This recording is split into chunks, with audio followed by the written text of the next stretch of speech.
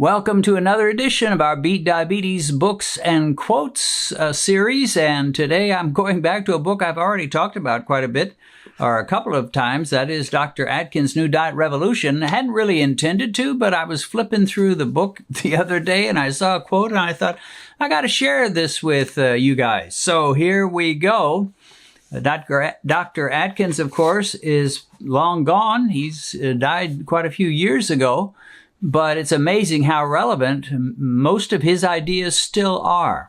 So here we go. And he talks about diabetes. It's not really his major focus, by the way. His major focus is helping people lose weight. That's what made him the big guy that he turned out to be. There's a lot more people wanting to lose weight than wanting to beat diabetes, although there's quite a few that want to beat diabetes as well. Anyway, he says this: the road to diabetes is a continuum with no sharp curves and no steep ascents. You just keep trudging along until you get there. You take the high carbohydrate trail, and you may, after many years of unstable blood sugar and excessive insulin release that you're not even aware of, finally arrive at that unpleasant destination. So I'm going to disagree with him slightly about the continuum part, although mostly that's true. But I thought I would share my own perspective on this, having talked to a whole lot of diabetics and learned their stories. I agree it is a continuum for several decades for most diabetics. That is, your first full adult decade is your 20s. And you're probably just going to see a slight increase in your blood sugar if you test it at all. A lot of people, they won't even test their blood sugar. They won't get an A1C, never do a fasting glucose. But if you do, you'll find a slight increase. 30s, often just a slight increase. 40s is where sometimes everything starts to break apart. For others, it's the 50s. So let me just share what I have seen in so many people's lives. And that is a slight increase that goes up gradually. And then there is that point of no return where you hit a certain mark. And suddenly, it's not a slight increase anymore. It is a radical ascent. Slight increase for maybe 3 decades, then suddenly, boom, it takes off. So I've heard so many people talk about this, and what they will generally say is, the doc warned me I was in the pre-diabetic range. I was at 5.8, and then I was at 6.1, and he said, you better watch it. You better take care. Maybe watch those carbs, watch your sugar, and so forth. And then I skipped a year, and I didn't go to the doctor, and then the next year, I jumped 2 points or 3 points. So I went from a 6.1 to an 8.1, or a 5.7 to an 8.7, or a 9.0. And they're shocked, and they're saying, how did I get here? How did I jump so much when I've just been gradually increasing? They assumed they would gradually increase all their life, but it didn't happen. And there is a certain place, I call it when the dam breaks, and suddenly you just take off. And it's not a good taking off. It's a terrible taking off. Your blood sugar takes off, and it skyrockets. And you're wondering, where did this happen? It seems like for several decades, your pancreas solves the blood sugar problem by just putting out more insulin, more insulin, more insulin. And it can handle it, so your blood sugar's not doing much. It's just going up slightly. And so it's a continuum, just like Dr. Atkins has said. But at a certain point, the continuum is no more. And it is an exponential increase. So you go from continuum to exponential, radical, sharp rise. And oftentimes what that means is you skip 1 or 2 doctor's appointments and suddenly you have the shock of finding out you who were pre-diabetic a year and a half ago, 2 years ago, are now full-scale diabetic. And your doctor's saying, this is serious. We're going to have to give you some meds. You may need to take some insulin injections. And you're scared and you're wondering, how did I get here? But otherwise, I agree. It's a continuum for a long time. He says, after years of unstable blood sugar, that's what I had. That was the warning sign. And that is a major, if not the major warning sign that you're on the way to diabetes. You may not be there yet, but you're on the road there. If you've got unstable blood sugar, that is, you're bouncing way too high after you eat a meal, and you can easily find that out by taking your blood sugar, doing a test with your meter before you eat, and then about an hour and a half after you eat, or an hour after you eat. And it's going to be, if it's jumping up to 180, 200, you're in trouble. And then oftentimes 3 or 4 hours later, it'll dive down and you may be back where you started. You may be below where you started. You may be almost in a hypo kind of an area. So you have these blood sugar fluctuations. Now, how do you know? Normally speaking, you do not know about high blood sugar from your feelings. There are some that say, yeah, I can feel it when my blood sugar goes too high, but most of us can't. I rarely could. I think maybe a couple of times I could in my life, but most of the time my blood sugar can be very high and I just feel fine. But if it goes too low, I feel it for sure. I get all jittery, nervous. I feel like I could pass out. My hand gets shaky. I can hardly sign my name.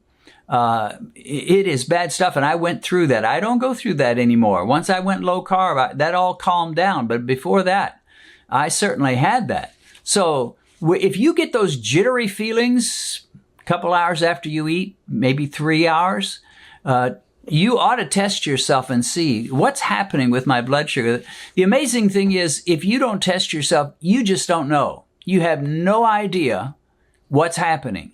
And the good news is you can find out in a hurry with a little $20 glucometer, a blood sugar meter. We call him Mike the Meter. Test yourself before, test yourself after. And if you have a particular meal that seems to make you feel all jittery and strange, then do that test before and about an hour and a half after eating, an hour and 10 minutes after eating, somewhere between an hour and a half. And if you're jumping up too high, that's a problem. And you know you're on the road to diabetes. You may not be there yet. And your doctor may say, you're doing fine. Your A1C is 5.5. You're getting a little bit close to pre-diabetes, but you're not there yet. I wouldn't worry too much. Maybe cut down on sugar just a bit.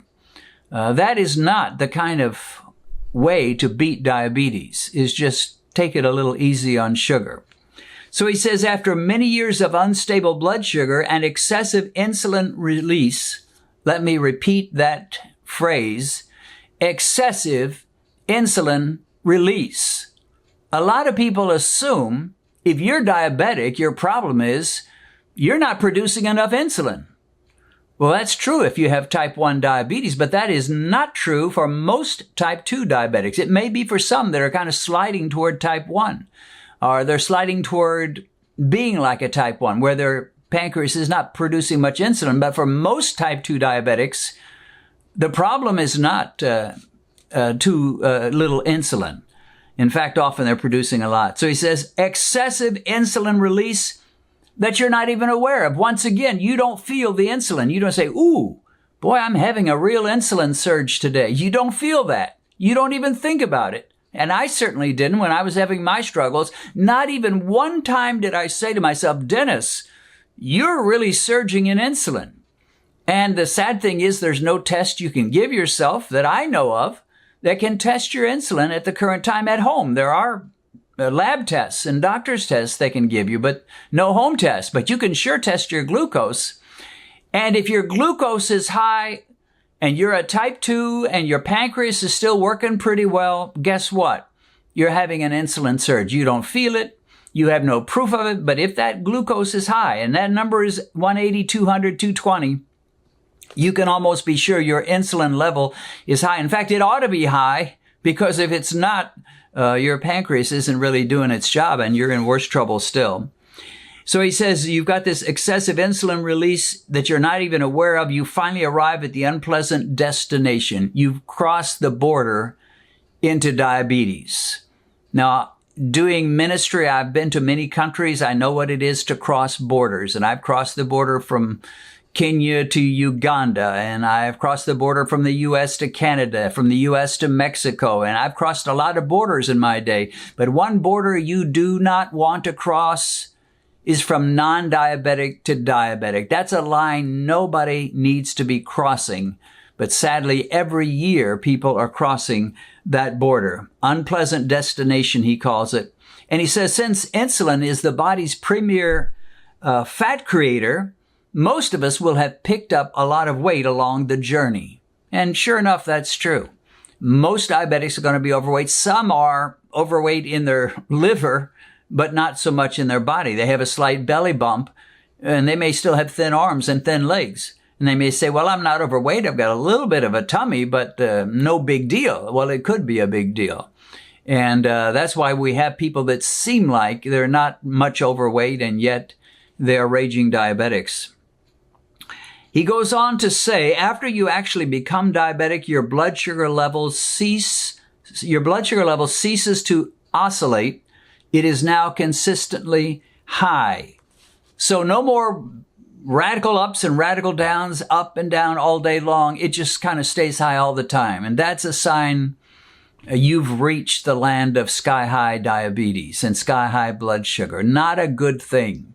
So what is the moral? What is the lesson of this story?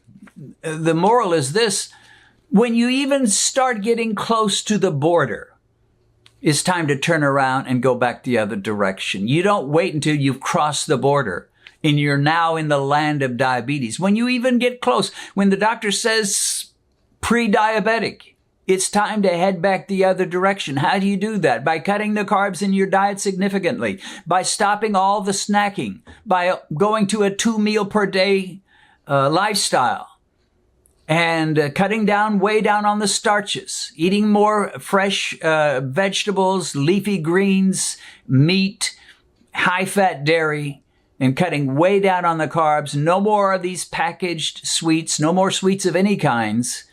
And what are you doing? Well, you're turning around. You're making a U-turn. There are certain places in the road where it's illegal to make a U-turn, but one place you need to be making a U-turn is when you are almost at the border. Now, some of you've crossed over. You're way over the border, and the only thing you can do is make a U-turn and come back and recross the border into the land of non-diabetes. And the good news is we're hearing from people all the time that have done that. They crossed that border. They went way over, but now they're back. And what a blessing that is. I want to encourage you to join Benedict and me in our home through our new podcast, Discover the Word with Den and Ben. While you drive in your car, or while you walk or exercise at the gym, you can be learning the Bible through our low-key, user-friendly Bible studies. To get the information you need to listen to our Discover the Word with Den and Ben podcast, click on the link in the description.